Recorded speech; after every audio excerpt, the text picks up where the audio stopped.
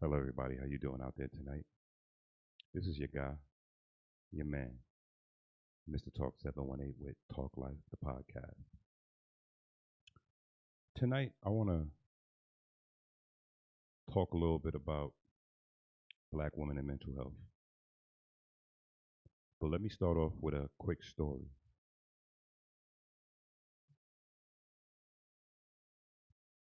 When I was about 12, maybe younger, but I'm going to go with 12 years old, uh, a woman that I loved dearly tried to commit suicide,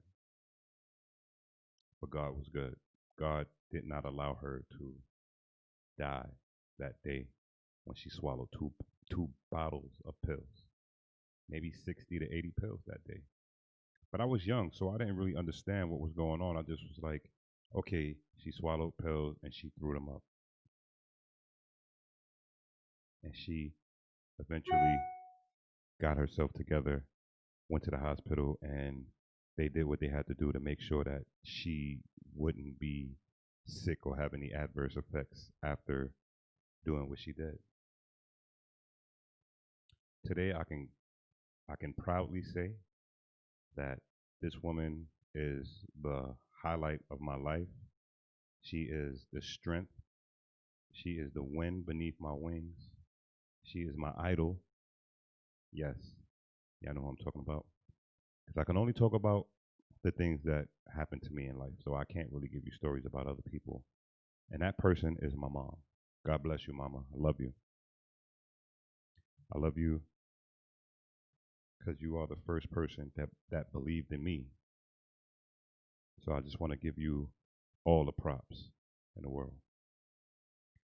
So I want to say strong black women think about and also commit suicide.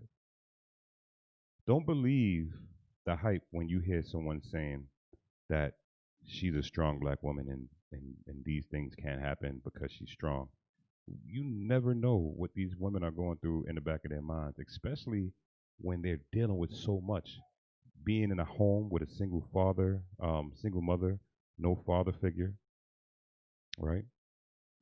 Raising the children. They have to go out and work. They have to buy clothes for the children. They got to buy food. They got to buy diapers. They have to make sure you're getting your education. They have to make sure that you're not getting caught up in trouble. I mean, these are some of the things that these women go through, and not to mention the things they have to go through when you're not around, like going to work, being paid less than a male, 75 cents to the dollar. And some places it's less than that, like in Mississippi. Uh, Poverty, classism, sexism. Dealing with these issues as a black woman can definitely cause some mental health issues. No one can tell me that a rock that has water dripping on it every single day for 1,000 years is going to stay the same size. What's going to happen is it's going to break down. 9 times out of 10, that's what it is. It's a breakdown of something. But we have to find where the something come from so we can try to fix it. 55% of adults with mental health issues slash conditions receive no mental health services. That's a big number. Just think about 100 people who have some type of mental, psychological, or emotional issue, right? Not going to get the help that they need. Somebody tell me something, because I'm trying to figure this out. That's a big number. Women experience roughly twice the rate of men and attempt suicide 3 times as often. Think about this. Think about a sad person that's nervous and they have a war. They worrying about everything all the time, and it just won't go away. What would you do? Ladies, remember this. You cannot muscle or force your way through it alone. If you are going through or have issues that's affecting your life, remember, you can't go through this alone. Talk to someone. There's always someone. Get a trusted friend, a relative. If you need to get therapy, if you don't have the insurance, get someone that you know that will hold your secrets and give you good advice.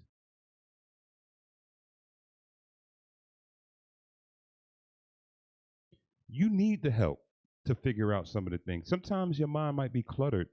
You might have so much going on, and you might just need someone to help you put things in a different perspective, or maybe just put it in perspective. You need to be able to sort out the things that's going on in your mind.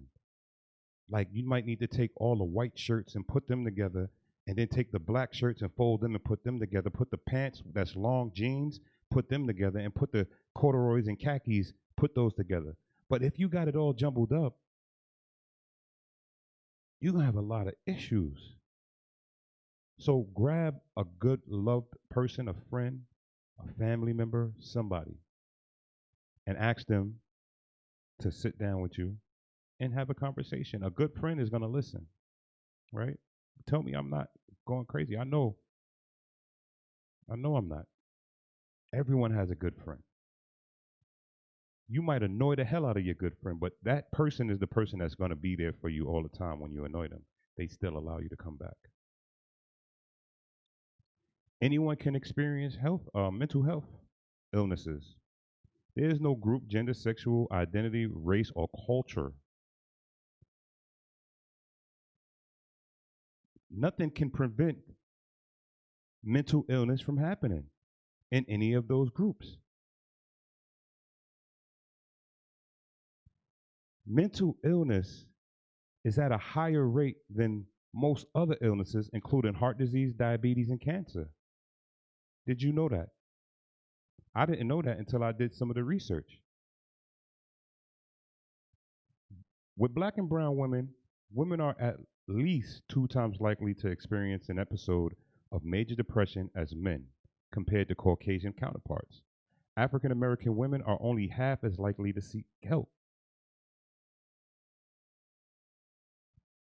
We are so proud. We can't be proud when we need help. We can't be proud when we need help.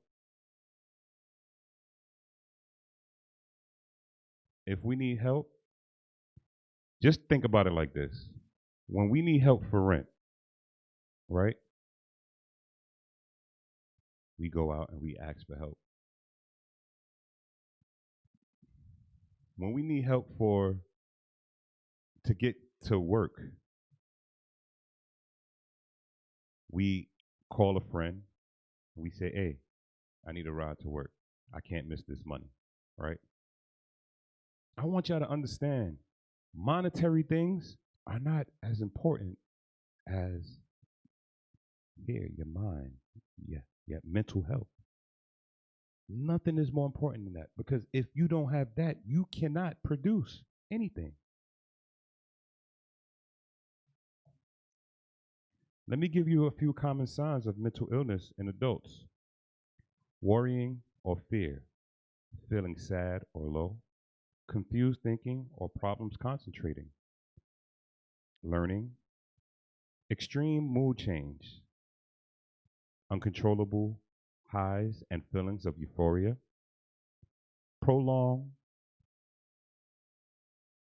strong feelings of irritability or anger, avoiding friends and social activities, difficulties understanding or relating to other people, avoiding friends and social activities. Said that already.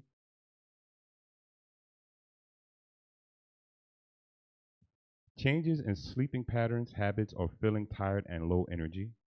Changes in eating habits, such as increased hunger or lack of appetite. This one is a kicker: change in sex drive. Those are a few things that can determine what's going on with a person. right now we're in a pandemic and there's a lot of social distancing, but in the COVID-19 world, we all are facing and fearing and having anxiety. Let me explain to you how the pandemic contributes to added stress and anxiety, in addition to fear of contracting the virus. We are all dealing with economic instability, and it has caused this COVID thing. Black women tend to be among the most economically vulnerable. This pandemic has raised the stakes. Fears of unemployment, can't take care of your kids, can't take care of the house. Job furloughs and revenue losses for small businesses are ramping up stress and triggering the mental health issues. And this is real on a daily basis. Anxiety about paying rent, education for the kids, buying food, that becomes overwhelming. The black woman's health imperative knows that so many blacks and black women are struggling to keep their emotional footing, especially right now. And according to the National Alliance of Mental Illness, approximately 30% of African American adults with mental illness receive treatment each year, compared to the US average of 43%. So you do the math on that. That's 13% more nationally, everybody else, as opposed to African Americans. We can and we must do better in providing access to health and resource, especially now. Even without a global pandemic, communities of color struggle against the stigmas in order to address their mental health needs. We're ashamed. We have this thing called pride. So it's like, I ain't telling nobody I'm crazy. I ain't crazy. I can get over this. Man, listen, it's a challenge to be able to afford the counseling and culturally appropriated support. But like I said earlier, if you have a good friend, talk to your friend. If you need to talk to somebody, you can hit me up. I'm so open to have that conversation, to listen. I could talk to you for hours. I can listen to you for hours. I can give you advice for hours. I mean, it's all about making sure that the people that you love and care about is protected. And you have to also protect the person when they have mental health issues as well. Protecting them is making sure that they have that voice and they also have that ear and that shoulder if they're thinking about doing anything to hurt themselves. Right?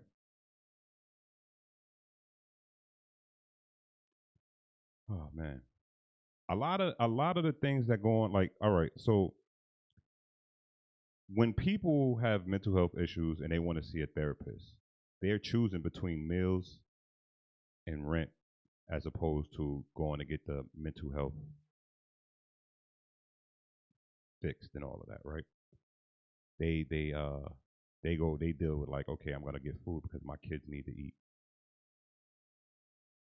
Mental health is not cheap. Right now, in this time, we should have some kind of medical, Medicare, Medicaid for all to help the people, but that's another story.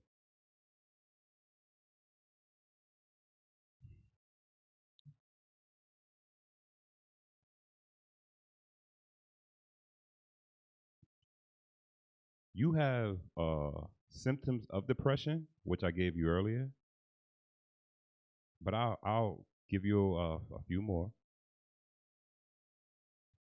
One is overeating and loss of appetite, thoughts of suicide or suicide attempts, aches or pains that do not get better with treatment. And that's just symptoms of depression. You have another depression that they don't really talk too much about.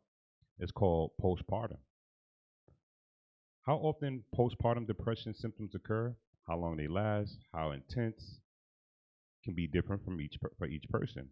The symptoms of postpartum depression are similar to symptoms for depression, but may also include crying more often than usual, feelings of anger, withdrawing from loved ones, feeling numb or disconnected from your baby, worrying that you will hurt the baby, feeling guilty about not being a good mom, or doubting your ability to care for your baby. Here's a couple of risk factors for depression.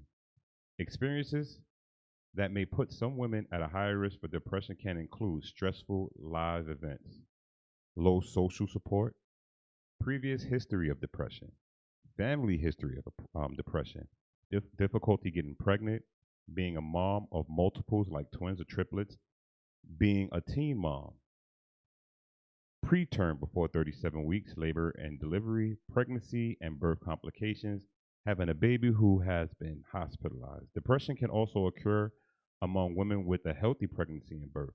These are all the symptoms of risks and factors for depression with women who is having babies as well. But like I said, there is treatment. And sometimes treatment can be free, and sometimes treatment can be expensive. It's all about that community, right? So like one of them said one of the one of the symptoms was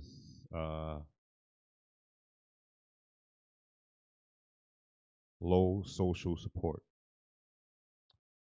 So here I am, Mr. Talk 718. I'm just telling you guys right now, I am available if you need my support, because we are bigger than just one person. We have to remember we are actually a tribe. We are here to help each other.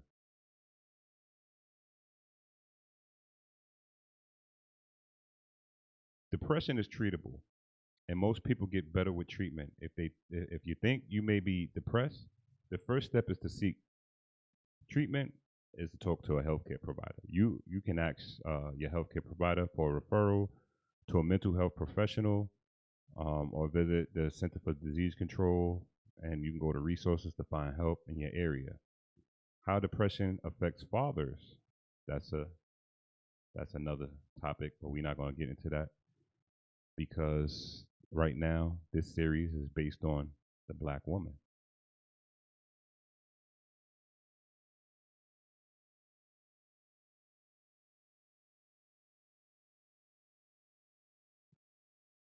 I want you guys, I'm going to read this to you. This is from Huffington Post. Shame and embarrassment. I want you ladies to understand, don't be ashamed. Don't feel embarrassed. It's not nothing to be ashamed of. Because mental health is a taboo subject in the African American community, black people, and specifically black women, are not only one of least likely groups to be treated or to seek treatment for depression, they're also less likely than other groups to even acknowledge it as a serious problem because of the shame and embarrassment that it can cause. There's a psychologist by the name of Lisa Aubrey Austin who runs a practice with her husband and treat predominantly black women. Her patient often struggles with distorted images of themselves because of mischaracterization. They face that on a daily basis, she said. She also said psychologists treating black women often try to help them shed some of these stereotypical experiences of to kind of cope with healthier ways and to try to find more integrated sense of self where they feel like they're truly authentically themselves. Depression can affect anyone, but culture and gender differences cause depressions to be experienced and expressed differently in African American women compared to other subgroups of the population. These cultural and gender differences have a major impact on whether and how black women are treated for depression. Researchers at National Alliance for Mental Illness, also known as NAMI, finds that African American women tend to reference emotions related to depression as evil or acting out. Remember, I was saying earlier, We, as men and as people around the world, they always see a strong black woman and they say angry black women syndrome, ABWS. That don't exist. That's not what it is. It goes a lot deeper than that. It's a lot deeper than that. Is I want to say it's so deep that even if you were able to look out the hole, you still wouldn't be deep enough. Okay? They cite research providing evidence of communities holding on to long legacies of secrets, lies, and shames originating from slavery. Avoiding emotions was a survival technique, which has now become a cultural habit for African Americans and a significant barrier to treatment for depression. As a result, black women are more likely to deal with the shame many feel about poor mental health and depression in much of the same ways by avoiding the emotional toll it takes on them.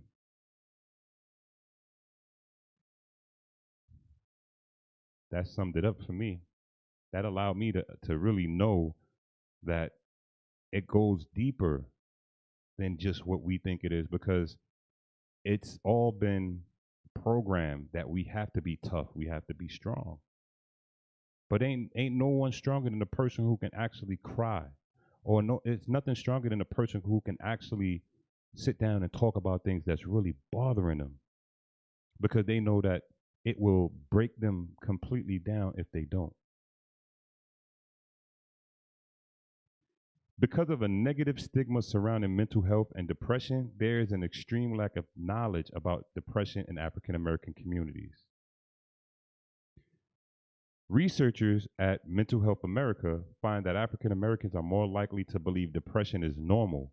In fact, in a study commissioned by Mental Health America on depression, 56% of blacks believe that depression was a normal part of aging. Hell no, not me. I ain't with it. And you ain't got to be with it either. We are supposed to be here to help each other when we are down. We are supposed to be here to protect, and this is for me, this is for the black woman. Brothers, listen. Our women need us. Have some patience. Have conversations. Talk. Let them express how they feel. Let them get these things out of their system so they can feel that that pressure that they have on themselves can actually be released. Y'all know what the pressure is like, brothers. Y'all know what the pressure is like. When you going outside and you the black man and you have to feel like you the toughest guy on the block. That's pressure. It's unnecessary pressure, but it's pressure nonetheless.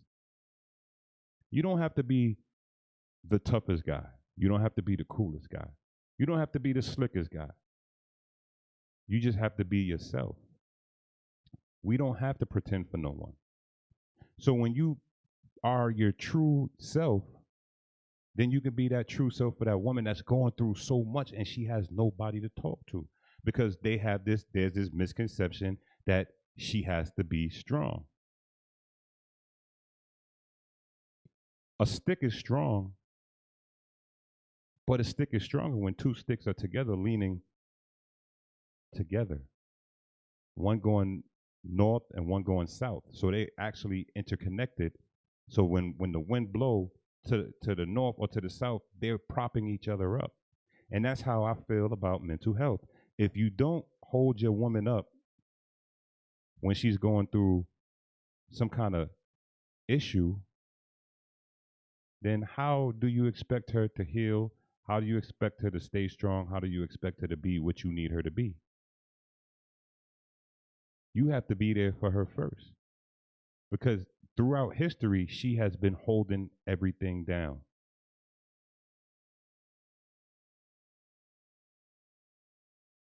A report published by the National Institute of Health, NIH, examined black women's representation and beliefs about mental illness. Researchers cite the low use of mental health service by African American women and identify stigma as the most significant barrier to seeking mental health service among black. Not only do a troubling number of African Americans not understand depression to be a serious medical condition, But the stereotype of the strong black woman leads many African American women to believe that they don't have the luxury or time to experience depression. Some even believe it is only something white people experience. What? Listen, it's not a white or black thing. It's an everybody thing. Remember what I said earlier? Let me go back to that. I said there is no group, gender, sexual identity, race, or cultural belief that can prevent it from happening.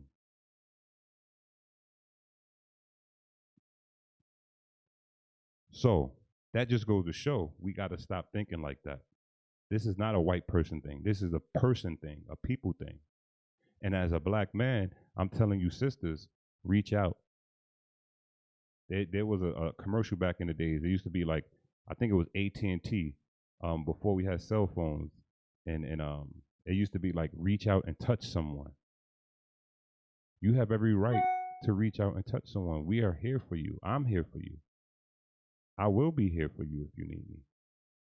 Mr. Talk 718 has an open door policy. I can give you my experience. I can give you experience of the people that I have experienced these things with. I can give you that experience because I was there for it. I dealt with it. I lived it.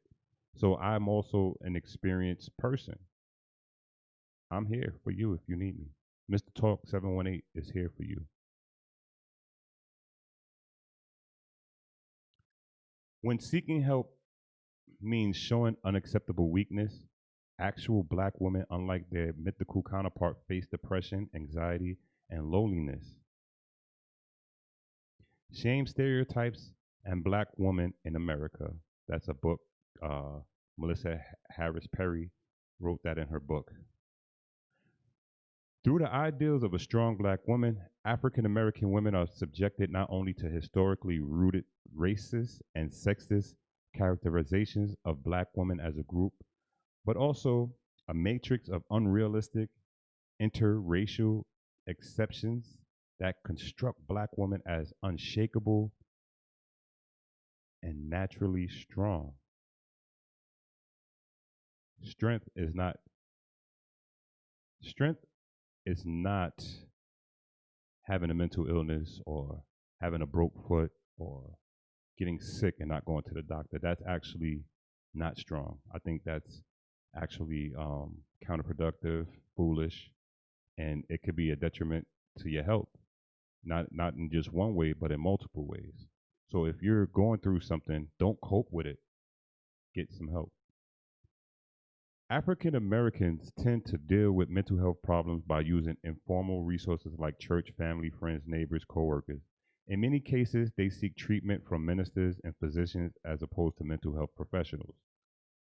This form of coping can be beneficial for black women who are uncomfortable with traditional forms of mental health care, but it can also encourage beliefs about negative stigmas surrounding mental health in the black church. All right. So I want to say I completely agree with this statement. I believe that having someone to reach out to is definitely a plus.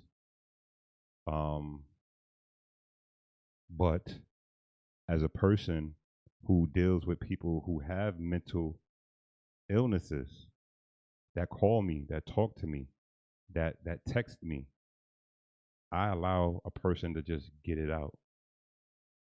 And then I let them come up with solutions on trying to fix or build their new life. Because once you, this is just like how I feel about drug abuse, because drug abuse is a mental health issue, right?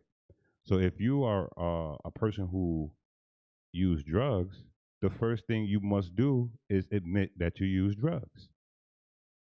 And then you have the steps in the AA in the NA, right, Narcotics Anonymous, that you have to go through to become a whole person, because it's all about accountability when you're dealing with that mental health issue. So I allow people to speak their truths, and then we discuss on topics that they want to talk about, and then we discuss solutions, right? That's how I deal with my friends that have mental health issues. because 9 times out of the 10, mental health issues is a stacked up, not all, but a lot of it is stacked up negative, bad, or things that just is too much to just hold in your shoulders, and it wears down on you. Stress.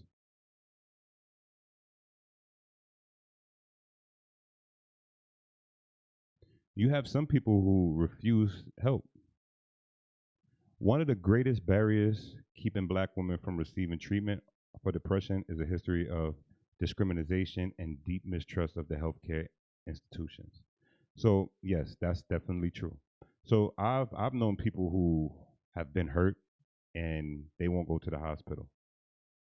They just won't. Or they'll go to the hospital when it's extremely necessary. But you cause more harm when you do that.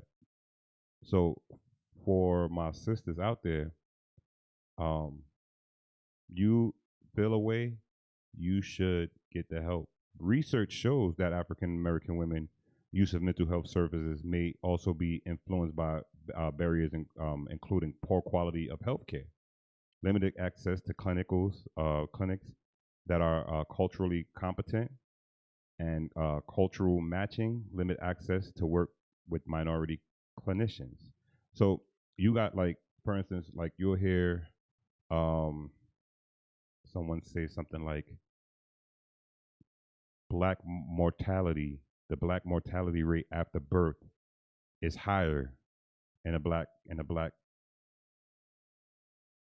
community as opposed to a white community because the doctors don't treat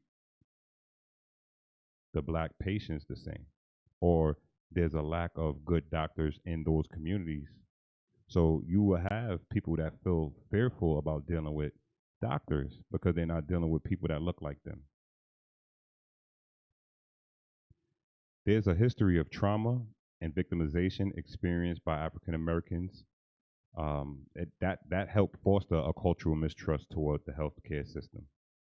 Events like the Tuskegee experiment are hypothesized to contribute to many black people negative attitudes about healthcare. High levels of cultural mistrust have also been linked to a negative stigma of mental illness in the African American community. Mental health professionals cite all of this as another significant barrier for African American women. But I want to say there is hope. Despite the seemingly large challenges black women face with regard to mental health and depression, they have been able to develop alternative coping techniques to deal with various stressors and depression, including support system with families, communities, and religious institutes. Even though they are facing racism and sexism, that ways they're finding ways to take care of themselves, and they and accommodate what they're faced with from external society and largely through a lot of relationships and support systems that they built for themselves among relatives and among friends. And this is what I've been saying for the longest. Um, you can be you can be a person that's going through something, but as long as you have friends and family that are there to support, unbiased, with a loving and caring heart, with a mind that wants to help you, as opposed to trying to use that as, you know who they are. Those are the people that you keep. But the ones that's bad, you get rid of them. You keep them out of that because they won't do anything but hurt you more. We're seeing a change. We now see women have a voice, and I think that people are seeing that women are extremely intelligent, smart, and that they have the compassion to move and make things happen a little quicker. Mental health professionals hope with more awesomeness and awareness, attitudes about depression among black women will shift even more in a positive direction. I think our community could use a lot of healing, and I do think there's a lot of potential for psychotherapy in our community.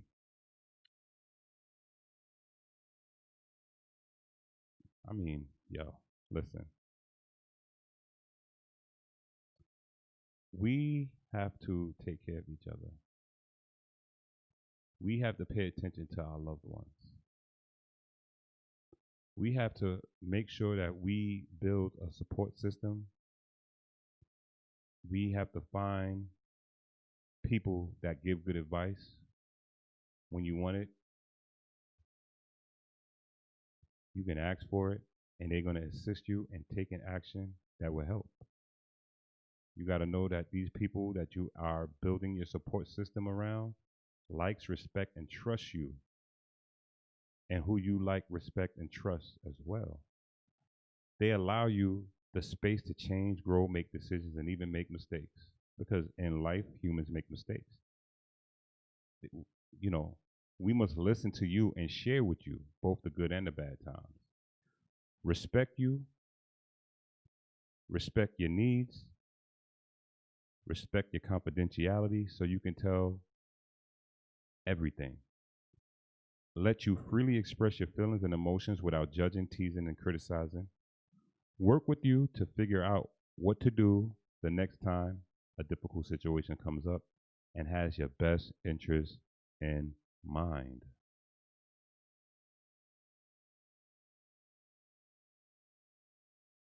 That's just, I mean, now when you go through all of that, you have to develop a recovery plan. You have to, remember earlier I said we got to come up with a solution so we can know what we're going to do later on. So that's a recovery plan. Recovery is a process of change where individuals improve their health and wellness, live a self directed life, and strive to reach their full potential. The studies show that most people with mental health problems get better and many recover completely. You may want to develop a written recovery plan. Let me give you 5 different things that you should do when you're doing this recovery plan. Enable you to identify goals for achieving wellness. Specify what you can do to reach those goals. Can be daily activities as well as longer term goals. Track your mental health problem and identify triggers or other stressful events that can make you feel worse and help you learn how to manage them. You can develop these plans with family members and other supporters. So if you're around me and you need my support and we need to talk and we need to make this plan, let's do it. I'm with it. Mr. Talk 718 is about the community. It's about black women and black men first. Because we, again, need to build our community in order to be respected and to have respect from other communities. And I know a lot of people might say they don't care about that, but I beg to differ. So let's get together. Let's work on some of these mental illnesses that some of these sisters have. And let's do the right thing by each other, man. The only way we're going to survive, the only way we're going to strive, the only way we're going to become what we need to become is by taking steps, protecting the black woman, loving the black woman and her 5 love language styles. Then you have to remember that we have to get rid of the toxic people because these people cause what we call mental health issues. So I mean, every and I just want to say this, every video that I've done have been basically leading into the next segment. So just remember, love is love. Remember, follow me, subscribe, write a comment, like, you know, I definitely would appreciate it. Big up to everyone that's in the Talk Life family, all the new subscribers.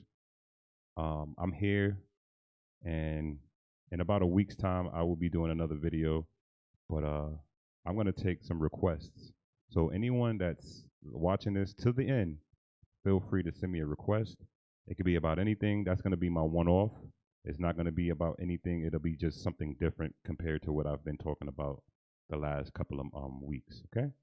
Anyway, this is your guy. This is your man, Mr. Talk 718 with Talk Life, the podcast. Love you, people. Thank you for supporting me. and feel free to share. God bless. Black Equality Movement.